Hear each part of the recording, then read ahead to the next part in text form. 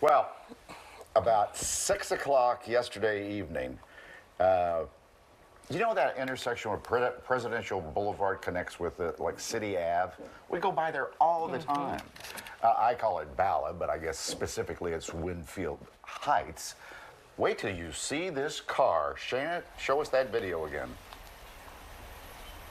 Yeah, the video was incredible, and if you've seen it, you didn't hear our report, you didn't watch Good Day Philadelphia, you would assume that if anyone was in the car, they did not survive that, but luckily that was not the case. But this is where it all happened, right along City Avenue at Presidential Boulevard. If you're familiar with this particular area, this is the parking lot of the Courtyard Marriott, right by the Fridays and across from the Longhorn. It's a very, very busy intersection, very busy parking lot, and as you mentioned, Mike, people pass through here all the time.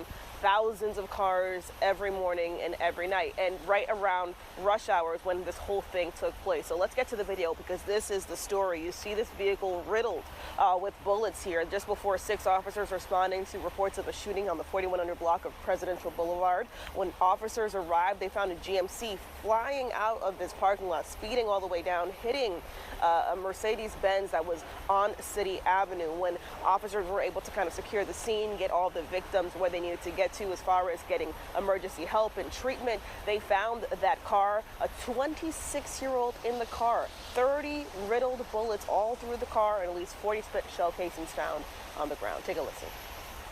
Where the shooting took place was in the Marriott Hotel parking lot. That's where police and detectives found over 40 spent shell casings. Over 40 shots were fired from a semi-automatic weapon or weapons, and clearly they were shooting into this GMC Yukon.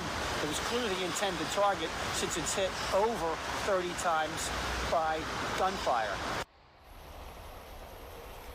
Again, that young man that was in the car at the time, just 26 years old, ended up walking away with just a graze wound to the abdomen. At last check, he was already released from the hospital. As far as that Mercedes-Benz that was rear-ended, the 2 people in the car were also taken to a nearby hospital for minor injuries, but expected to be okay. Police obviously calling that young man in the car very lucky to be alive, because if you didn't know better, you would honestly think that anybody that was in there did not survive that. But not only did he survive, it was just a minor wound, if you will, and he was able to come out of the hospital pretty quickly within hours. So right now, this is under investigation. Police are hoping folks come forward with any helpful, critical information. Lots of folks that live in this area, a lot of businesses, so anyone that saw something, reported something, had something on their phone, certainly give police a call, because the person that's responsible for the shooting, or the people responsible, still out there.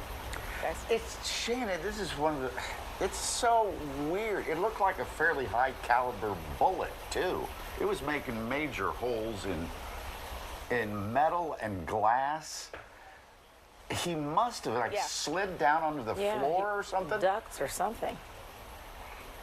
Had to have. Certainly, probably the adrenaline rushing on that one. We don't really have an idea of exactly how he was able to kind of navigate that barrage of gunfire, if you will. But if you don't believe in God, I don't know. You better believe it. Better put some extra money in that collection plate. Went in and already out of the hospital.